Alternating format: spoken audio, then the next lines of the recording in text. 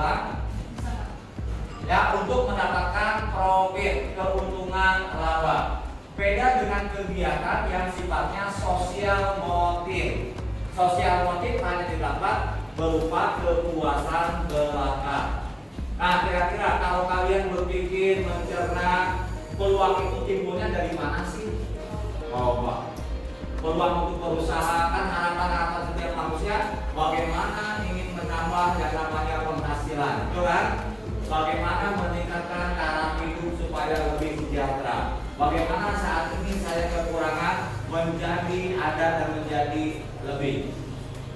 Nah, untuk itu mari kita sama-sama mencoba melihat ke lingkungan sekitarnya, cara menggali yang namanya peluang usaha, kesempatan yang ada untuk menambah penghasilan.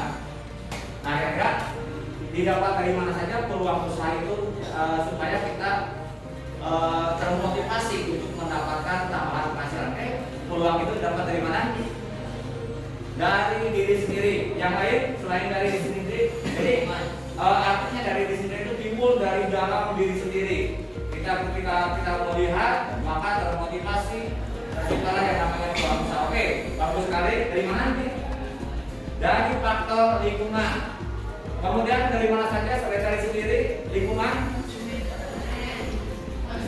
Dari konsumen, dari pelanggan. Ya, sebagai salah satu contoh ya, dari konsumen, siapa tahu dari konsumen itu ada ide, ada saran, atau ketika konsumen membutuhkan suatu produk ternyata produknya tidak ada, atau kalian menjadi seorang pengusaha kuliner karena konsumen, oh ini kurang warnanya, kurang modelnya, kurang rasanya, itu juga bisa menimbulkan peluang.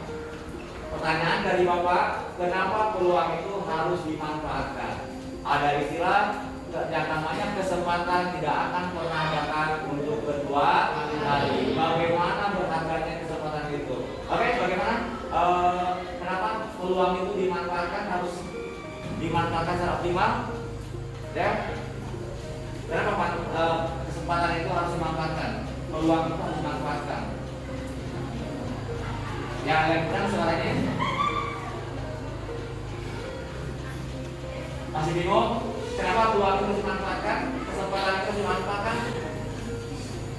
Seorang wirausahawan, seorang entrepreneur masih berpikir kapan dan dimanapun itu harus jadi penghasilan. Kalau istilah keren nama, time is money. Waktu itu adalah uang. Setiap helaan nafas, setiap detik, setiap jam harus kita manfaatkan sebagai sumber penghasilan. Termasuk handphone. Ada yang pegang handphone contohnya, ya. Handphone ini jadikan yang ada di genggaman kalian, jadikan uang, bukan hanya sekedar sarana konsumsi, tapi bagaimana handphone ini menjadi lebih produktif. Kenapa produktif? Kita manfaatkan sebaik-baiknya handphone ini untuk mencari tambahan penghasilan. Jadi handphone yang ada di genggaman itu dimanfaatkan sebagai sumber penghasilan. Oh, Bapak begitu gampangnya ngomong handphone jadikan sumber penghasilan. Bisa kalian berikan contoh kok kenapa handphone bisa dijadikan sumber usaha? Ya, ya kan sekarang zamannya startup, banyak usaha, orang yang diam di rumah tapi mobilnya banyak, harganya banyak, gara-gara apa? Ya dia jualannya secara online. Kelihatan betul kan? Tapi banyak orang yang sekarang diam di rumah, ya penghasilannya banyak, harganya banyak, tetangga-tetangga sekitarnya pada nyangka yang nggak jelas, ya hobi ngepet loh, dan seterusnya, begitu kan?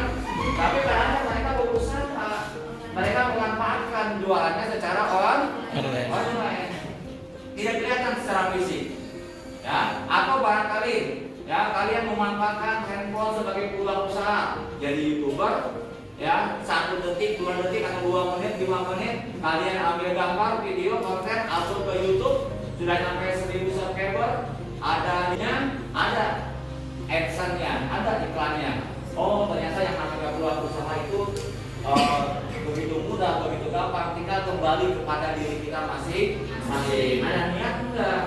Ya, memang untuk mengawali itu relatif sulit, relatif berat. Ya, seorang Atta Halilintar siapa tahu memanfaatkan awalnya dengan menggunakan yang namanya handphone. Perjuangan itu kan semuanya butuh kerja keras, betul kan? Tidak selamanya yang namanya sukses itu diraih dengan tiba-tiba, dengan mudah. Kita mau pengennya apa? Ya, sekali bergerak ngejebur usahanya. Ingin langsung berhasil. Orang yang sukses adalah orang yang pernah mengalami kegagalan. Jadi akan terasa nikmatnya. Oh iya, sukses itu adalah ketika saya mengalami kegagalan itu begitu pahit, begitu banyak arah merintang. Ketika saya menemukan ada lonjakan penjualan, ada tambahan konsumen, itulah sukses. Jadi yang namanya sukses itu relatif. Bisa konsumen yang meningkat, bisa produknya tambah laris, yang bukan cabang di mana-mana dan seterusnya. Oke, ada yang ditanyakan mengenai bagaimana peluang itu kita manfaatkan? Ya, akan tapi perlu kalian pahami anak-anakku, yang namanya peluang itu walaupun banyak tetap perlu dianalisis, dipertimbangkan baik tidaknya, untung ruginya. Jadi kita pikirkan bukan lagi ada peluang kita langsung ambil saja, enggak juga. Kita pikirkan ke depannya bagaimana prospek daripada peluang usaha. Ya, Bapak mengatakan kemarin kalau situasi lingkungan atau demografi sekarang musim hujan, pasti ada di benak kalian peluang usaha itu adalah jualan mantel, jualan payung. Oke, betul, peluang itu harus dimanfaatkan. Tapi kita pikirkan juga bagaimana kelanjutannya kalau situasinya sudah tidak hujan. Bagaimana kalau kita, jadi Pak, bagaimana kalau seperti itu cara mensiasatinya? Ya iyalah, kita kondisikan ketika kita mau ini musim hujan, jualan mantel atau jas hujan, ya kita kondisikan, artinya produk yang kita sediakan kita kondisikan untuk selama musim hujan. Jadi jangan mentang-mentang produk mantel hujannya laku kita bikin stok atau buat stok persediaan relatif banyak. Bagaimana kalau tahu-tahu diprediksi sampai dengan bulan Desember, tahu-tahu sampai bulan November hujannya berhenti, kesananya kemarau. Yang ada kan stoknya banyak, numpuk, betul kan? Nggak kejual. Sedangkan kalau uang tunai sudah dikembalikan kepada stok mantel dan seterusnya, itu berarti modal kita sudah tertanam pada produk mantel atau payung tersebut, itu kan? Tidak serta-merta bisa dijadikan uang kembali. Apa kan buat disimpan buat tahun depan kalau udah lagi ya, kalau ingat bagaimana kalau payung matanya itu udah kurinyumnya kalau kita sudah namanya ya sobek-sobek kulaya coba. Ya ini kalau kita punya stok buat tahun depan bungkus kardus kadang-kadang suka lupa. Betul. Ya. Nah artinya itulah yang namanya analisis. Oke, kita manfaatkan peluang tersebut, tapi pikirkan, pertimbangkan dengan baik berapa stok, berapa banyak stok yang akan kita sediakan, kapan waktu penjualannya, sampai kapan. Dan syukur-syukur kalian memanfaatkannya berdasarkan analisis yang baik, berkelanjutan. Oke, terakhir dari Bapak sebagai penutup pembelajaran pada hari ini.